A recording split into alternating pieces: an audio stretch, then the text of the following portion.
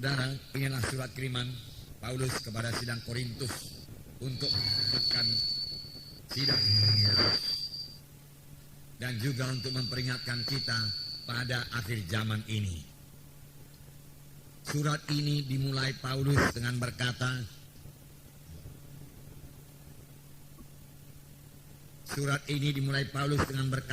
aku mau supaya kamu mengetahui.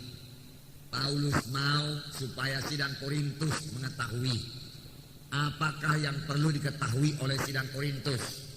Tentunya ini perlu juga kita ketahui, karena topiknya yaitu Israel ini sebagai satu peringatan kepada kita. Paulus berkata, aku mau supaya kamu mengetahui. Kamu tahu bangsa pilihan Tuhan, yaitu bangsa Israel, yang pada waktu itu tinggal di Mesir dan dijajah oleh orang Mesir. Apakah yang terjadi kepada mereka? Tuhan mengasihi bangsa Israel, bangsa pilihan Tuhan. Oleh sebab itu Tuhan membebaskan mereka dari perhambaan. Tuhan membebaskan mereka dengan pernyataan kuasa Tuhan yang sangat luar biasa. Saudara mengetahui ceritanya dalam buku Keluaran, di mana Tuhan memakai Musa pada waktu itu untuk menghadap Firaun dan minta supaya bangsa Israel dikeluarkan dari tanah Mesir. Firaun menolak karena Firaun membutuhkan mereka, mau terus memperhambakan mereka. Lalu Tuhan menyatakan kuasanya dengan memberikan 10 tulah kepada bangsa Mesir. Saudara masih ingat tulah itu, saudaraku? Air menjadi darah. Kemudian ada tulah katak di seluruh tanah Mesir, tapi di Gosen tidak ada katak. Kemudian lalat pikat, kemudian nyamuk, saudara. Kemudian gelap gulita di seluruh tanah Mesir, tapi di Gosen terang, saudara. Kemudian ada bisul-bisul, kemudian hujan es. Barangkali urutan yang tidak demikian, saudara. Ya, tetapi itulah dia. Belalang pun ada. Yang terakhir yaitu kematian anak sulung.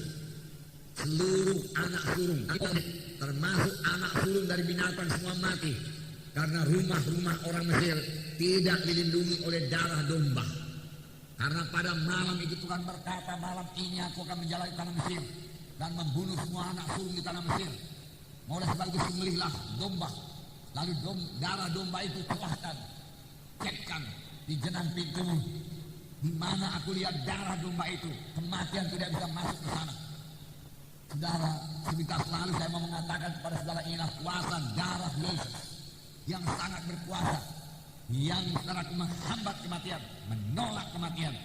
Kalau kematian bisa ditolak oleh darah Yesus, apalagi penyakit, saudaraku, apalagi dosa, saudaraku. Darah Yesus berkuasa, amin. Sampai sekarang darah Yesus berkuasa, amin. Pada waktu itu yang dipakai oleh bangsa Israel hanya darah domba yang merupakan lambang dari darah Yesus. Tetapi yang diberikan Tuhan kepada kita sekarang ini adalah darah Yesus yang sejati, yang asli, untuk menyucikan dosa kita, untuk melindungi kita. Oleh sebab itu kita tidak perlu khawatir dalam hidup ini. Kita tidak perlu takut. Kita tidak perlu takut mencuri perampok yang nampaknya meningkat pada akhir-akhir ini, saudaraku. Darah Yesus cukup berkuasa melindungi kita. Yang perlu bagi kita yaitu bersalut dengan darah Yesus, amin. Kita mohon salutan darah Yesus tiap-tiap malam. Sebelum tidur kita berdoa, bungkus kami dengan darah Yesus, bungkus anak-anakku dengan darah Yesus, bungkus rumah ini dengan darah Yesus yang berkuasa. Dan malaikat maut itu tidak bisa masuk kemari. Roh kematian tidak bisa ketemu darah Yesus. Roh penyakit, roh setan ini dukun-dukun, pergi kau semua dalam nama Yesus. Roh pencuri, roh perampok, pergi dalam nama Yesus. Dan dia tidak bisa menembus darah Yesus yang berkuasa, amin, saudara. Darah Yesus tetap berkuasa dan telah diberikan menjadi milik kita. Sesudah tulah yang ke-10 itu, bangsa Israel bisa keluar dari Mesir. Tetapi bangsa Mesir menangis di mana-mana terdengar jeritan tangisan. Anak sulung telah tiada. Mulai daripada anak sulung pengemis sampai kepada anak sulung Firaun, mati semua. Dan orang Israel berkata, orang Mesir berkata, pergi, tinggalkan tanah Mesir. Nanti kami semua mati. Tuhanmu sangat berkuasa. Dan bangsa Israel meminta dari bangsa Mesir, berikan kepada kami emas, perakmu, harta-hartamu semua. Bangsa Mesir ketakutan dan dia berikan semua. Pergilah, ambil semua emas perak, ambil semua harta kami, ambil. Lihat, bangsa Israel menjadi kaya dalam tempo satu malam.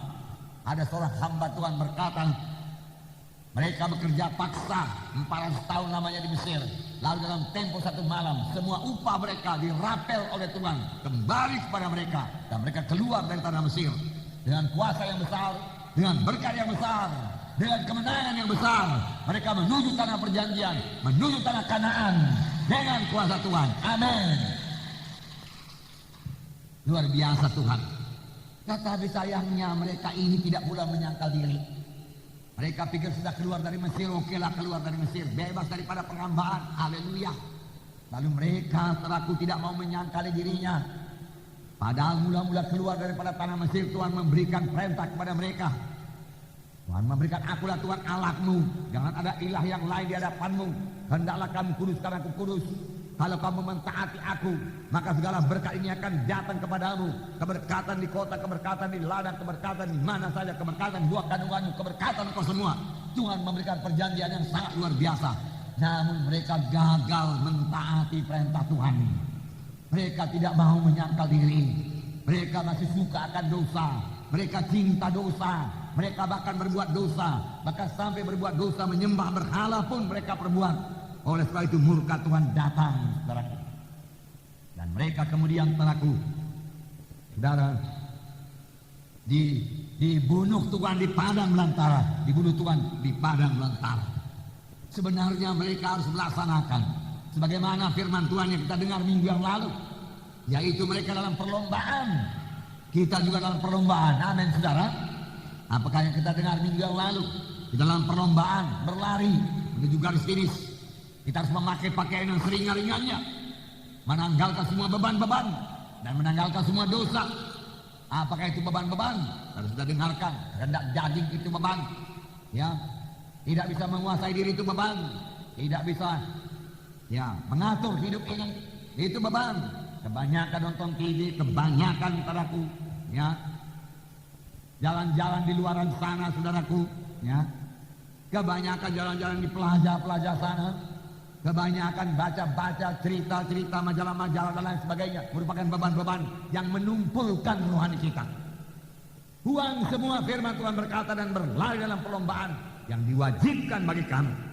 Dan buang segala dosa, termasuk dosa kehendak daging, percabulan, perzinahan, kecemaran hawa nafsu, ya, penyembahan berhala dan lain sebagainya, pesta pora, kemabukan, buang semua.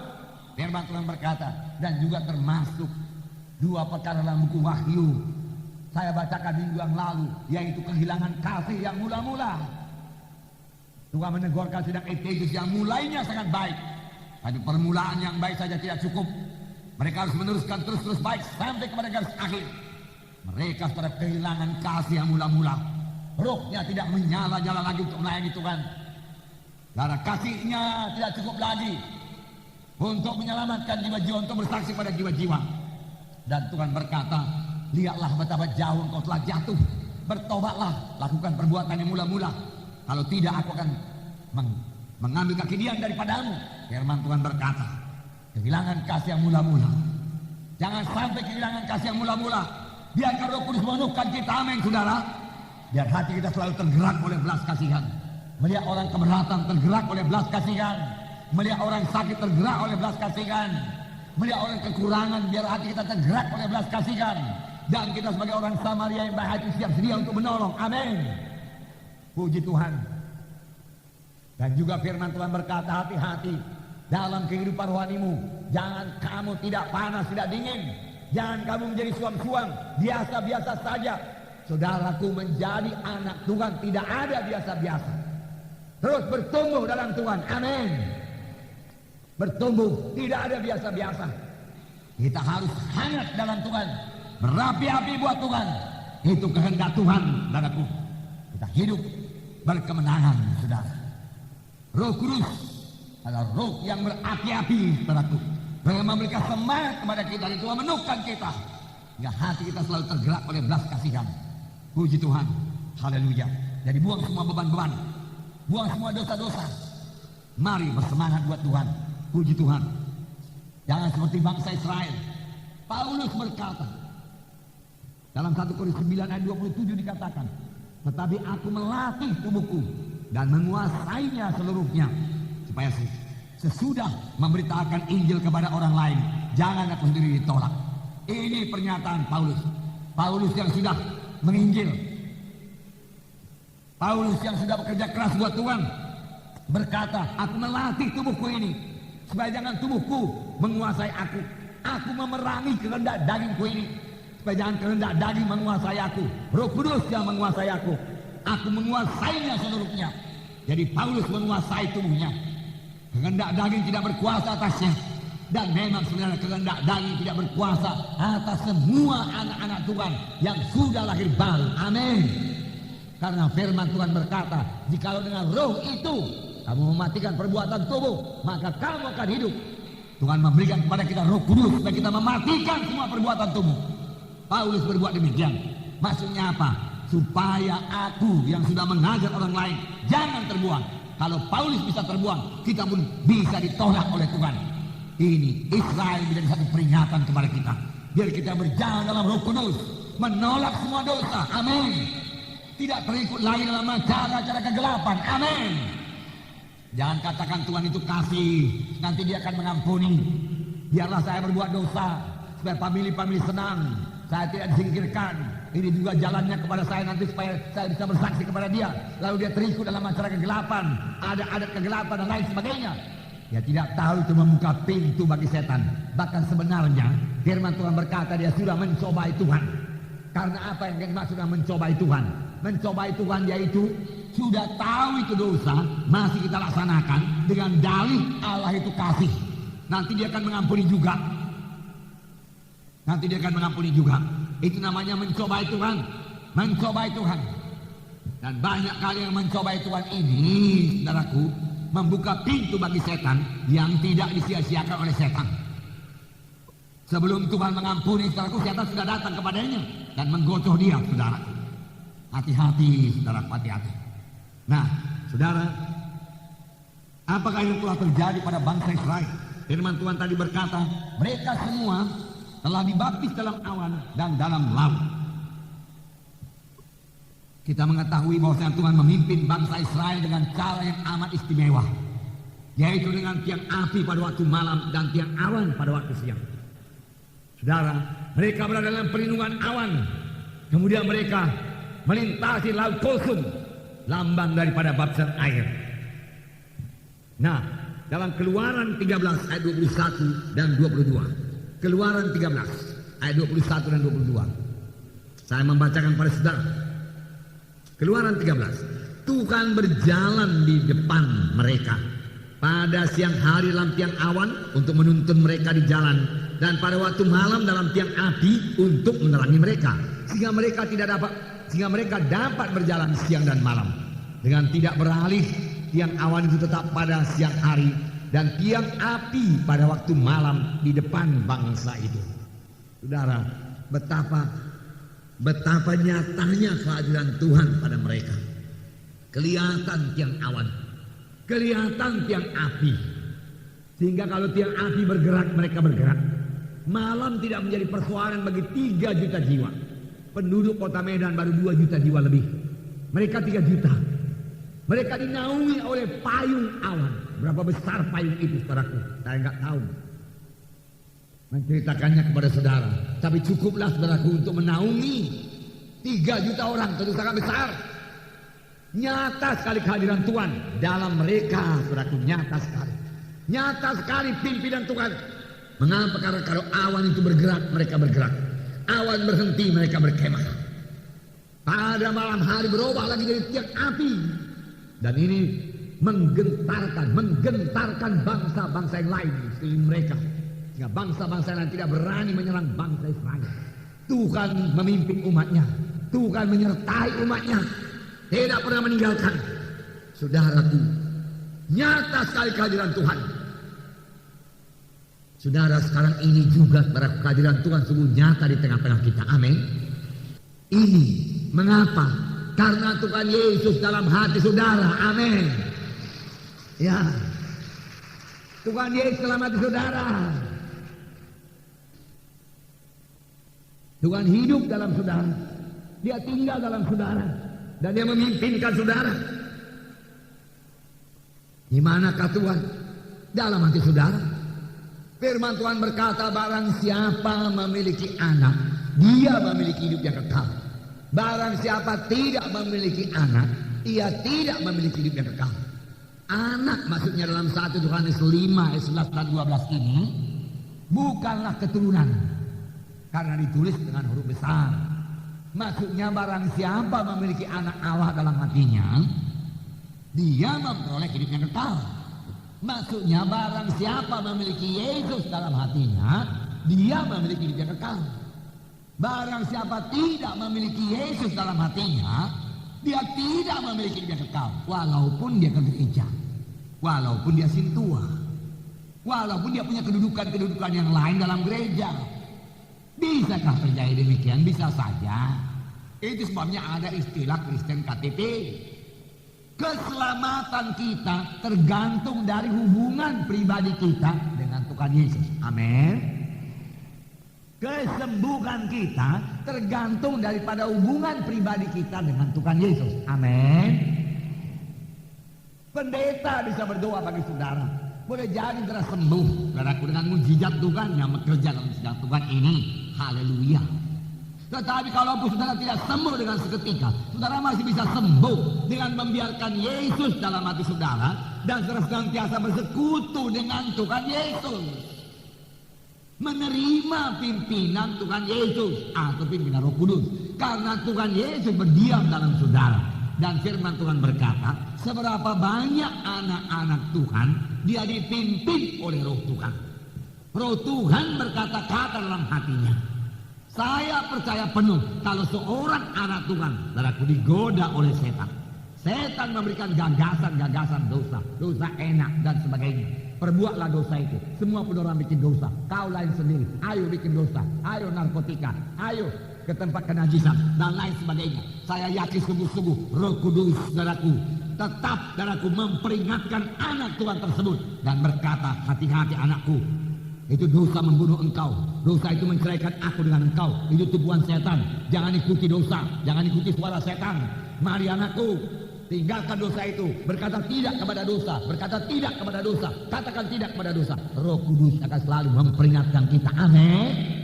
Adakah Roh Kudus berkata-kata kepada saudara?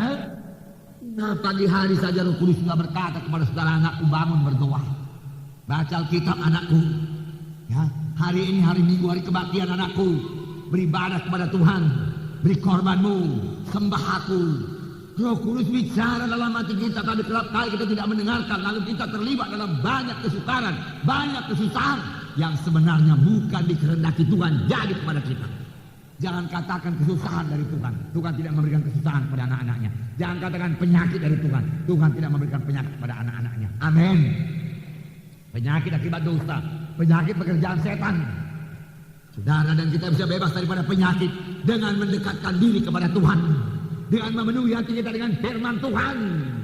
Firman Tuhan berkata, hai anakku, perhatikanlah perkataanku. Arahkanlah telingamu kepada ucapanku. Janganlah semuanya menjauh dari matamu. Simpanlah itu di lubuk hatimu. Maka itulah yang menjadi kehidupan bagi mereka yang mendapatkannya. Dan kesembuhan bagi seluruh tubuh mereka. Apakah itu firman Tuhan yang kita perhatikan? Firman Tuhan yang tidak menjauh dari mata kita. Firman Tuhan di dalam hati kita, bukan dalam Alkitab. Dalam hati kita. Kita taruh firman Tuhan berdiam dengan segala kekayaannya dalam kita, sebagaimana dikatakan dalam buku Efesus atau Kolose 3:15 itu.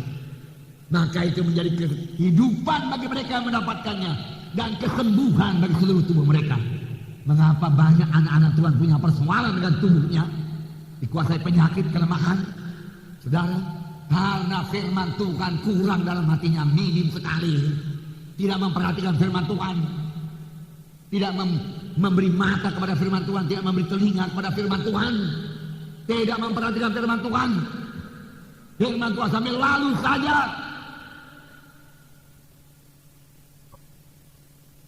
Maka sebenarnya kita harus jadi pelaku firman Tuhan tersebut, mentaati firman Tuhan tersebut. Lalu apa yang dijanjikan firman Tuhan? Apakah kesembuhan, apakah hidup baru yang berkemenangan, hidup yang sukacita, hidup yang berhasil, hidup yang berkemenangan menjadi milik kita semua. Amin. Puji Tuhan, puji Tuhan. Haleluya. Haleluya. Haleluya. Tuhan menyertai kita. Janji Tuhan berkata, aku menyertai kamu sampai kepada kesudahan alam. Ini belum kesudahan alam, ini hampir kesudahan alam. Tuhan masih menyertai kita. Amin, saudara. Ya. Biar kita bersekutu dengan Dia. Amin. Bersekutu dengan Dia. Haleluya. Nah, dan mereka juga telah berada dalam awan, lambang daripada baptisan air, baptisan Roh Kudus. Di mana dalam baptisan air, saudaraku, kita dikuburkan bersama-sama dengan Yesus. Dan sama sebagaimana Yesus bangkit daripada kematian, kita bangkit dalam satu hidup yang baru. Hidup yang baru. Hidup yang bagaimanakah ini? Hidup yang baru, di mana dosa tidak berkuasa atasmu. Firman Tuhan berkata dalam Roma pasal 6 ayat 14 dikatakan. Roma 6 ayat 14. Saya membacakan pada saudara-saudara dibaptis. Ada Roma 6 ayat 3 dan 4 mengatakan mengenai baptisan air, yaitu menguburkan manusia lama dan bangkit dalam satu hidup yang baru. Hidup baru yang bagaimana? Ayat 14 berkata Roma 6, sebab kamu tidak akan dikuasai lagi oleh dosa, karena kamu tidak berada di bawah hukum Taurat, tapi di bawah kasih karunia. Dan sudah saya dibaptis dalam air, sepanjang saya menolak dosa itu, sepanjang saya berkata tidak kepada dosa, menetapkan hati itu tidak berdosa, maka saya tidak akan jatuh pada dosa. Saya bukan hamba dosa lagi.